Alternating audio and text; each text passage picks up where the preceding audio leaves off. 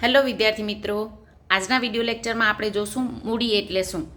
તમે ઘણા બધા વેપારીના મોઢે સાંભળતા હશો કે મેં ધંધામાં ઘણું બધું મૂડી રોકાણ કરી દીધું છે. ઘણીવાર મૂડી ઘણી બધી રોકાઈ ગઈ હોય અને નફો વળતર સ્વરૂપે ન મળતો હોય ત્યારે ધંધો બંધ કરવો કે ચાલુ રાખવો એનો નિર્ણય પણ લેવાતો હોય છે. તો આ મૂડી રોકાણ એટલે શું? મૂડી કોને કહી શકાય? તો કે કોઈ પણ વેપારી પેઢી કે કંપની પોતાનો વેપાર શરૂ કરતી વખતે જે રકમ ધંધામાં રોકે છે તેને આપણે મૂડી કહીએ છીએ. વેપારી ધંધામાં મૂડી તરીકે રોકડ ઉપરાંત ઘણીવાર માલ અને મિલકત પણ લાવતો હોય છે. એટલે એમ ન કહી શકાય કે ફક્ત રોકડ જ મૂડી છે. માલ કે મિલકતને પણ એ ધંધાની મૂડી કહી શકાય. આવી મૂડી તે ધંધાની શરૂઆતમાં પણ લાવી શકે. ઘણીવાર ધંધો ચાલુ કર્યો ત્યારે આપણે ઓછું મૂડી રોકાણ કર્યું હોય, જેમ જેમ આપણે એમાંથી નફો કમાતા જઈએ એમ લાગે કે હજી વધુ પ્રમાણમાં મિલકત કે માલની જરૂર છે કે વધુ પ્રમાણમાં નાણાંની જરૂર છે, ત્યારે ધંધો ચાલુ હોય ત્યારે પણ જરૂર પડે ત્યારે એ ધંધામાં મૂડી લાવી શકે છે. એટલે એવું નથી કે ધંધો શરૂ કર્યો ત્યારે જે રોકડ માલ કે મિલકત લાવ્યા એને જ મૂડી કહેવાય. ધંધો ચાલુ હોય ત્યારે પણ જ્યારે જરૂર પડે ત્યારે એ મિલકત કે માલ કે રોકડ લાવી શકે છે. ધંધામાં નફો થાય તો આ મૂડી વધે છે અને ખોટ જાય તો મૂડી ઘટે છે.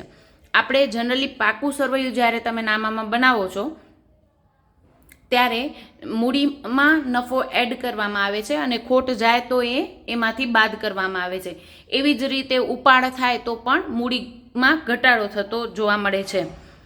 આવી રકમ હિસાબના ચોપડે માલિકનું એક અલગ ખાતું મૂડી ખાતું ખોલીને તે જમા કરવામાં આવતી હોય છે. એટલે આપણે જ્યારે શરૂઆતમાં મોસ્ટ ઓફ ધંધામાં એવું બનતું હોય છે, શરૂઆતમાં જ મૂડી રોકાણ મેઇન રોકવામાં આવતા હોય છે. પછી જરૂર જણાય ત્યારે અમુક વર્ષના અંતે કે એવી રીતે મૂડીની જરૂર પડતી હોય છે. પણ મોટું મૂડી રોકાણ ધંધાની શરૂઆતમાં હોય છે. તો બાકી દર વર્ષે પાકા સરવૈયામાં તમે શું કરી શકો, એનો હિસાબ લખી શકો કે દર વર્ષના અંતે મૂડીનું બાકી કેટલી છે એ તમે જોઈ શકો. અને મૂડી ખાતું ખોલીને પણ મૂડીની બાકી શોધવામાં આવતી હોય છે. તેમાં નફો એડ કરવામાં આવે છે, ઉપાડ અને ખોટ ગઈ હોય તો એ બાદ કરવામાં આવે છે. એક ઉદાહરણ જોઈએ તો શ્રી શાહે 50,000 રોકડ, 20,000નું યંત્ર અને 20,000નો માલ લાવીને ધંધો શરૂ કર્યો. આવું તમને વ્યવહાર તરીકે કીધું હોય તો આપણે મૂડી કેટલી કહેવાય? તો આપણે જાણ્યું એ પ્રમાણે 50,000 રૂપિયા રોકડા લાવ્યા એ જ મૂડી નથી, પણ માલ અને મિલકત પણ જેટલા રૂપિયાની લાવ્યા છે એ પણ મૂડીનો જ ભાગ છે.